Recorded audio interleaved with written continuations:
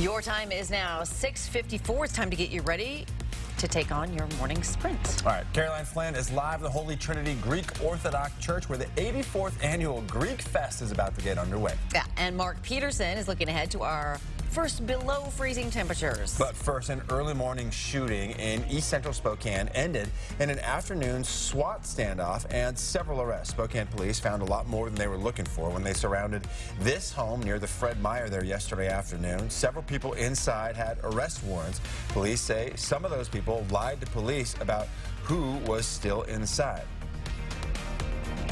One of the persons locked himself in a room in the house, couldn't get back out, so he had to crawl out a window, climb up on the roof, and then we had to get him down onto the ground safely. It took about an hour and a half to get everyone out and detained. Neighbors tell us they've had problems with this house, and police have been there before. Police say the 25-year-old man who was shot is expected to survive. We haven't heard if anyone has been charged in this shooting.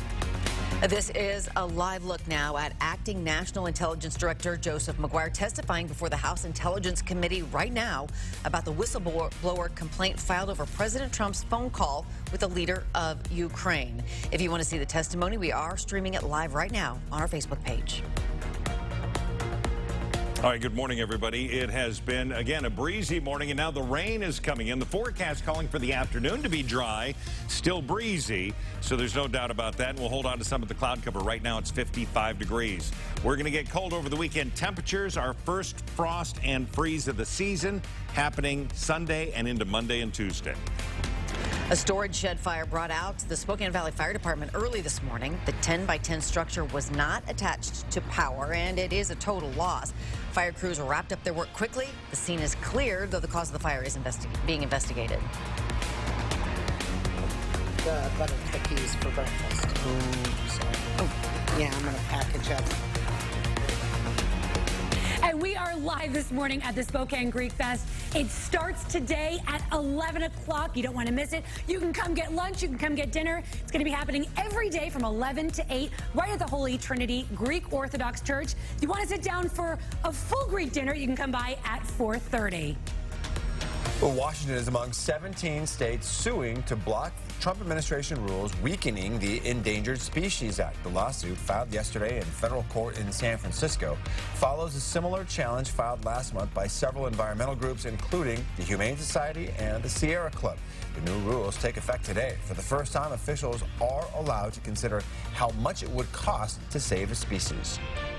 A former University of Idaho journalism professor was arrested on felony burglary and drug charges Friday in Nez Perce County.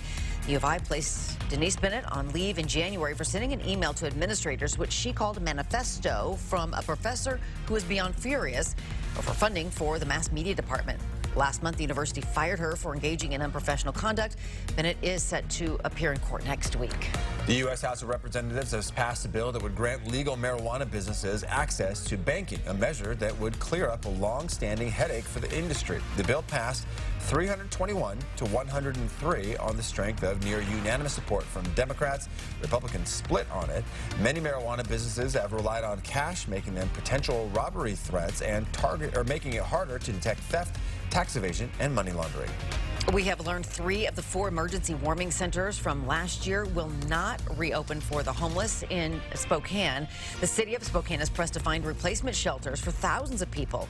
Council members say they were told this summer there would be a solid plan and shelter in place by the fall, but as of right now, none of those details have been finalized. City Council President Ben Stuckert says that the Cannon Center is currently in negotiations and hopes the facility can be open 24/7. But the Salem Lutheran Church, Westminster United Church, and Ermina Center will not reopen. City Council members point back to the administration, but Mayor David Condon says a plan is in the works. Yesterday, I was touring a possible location with the Salvation Army. So when they say I am trying to stop this or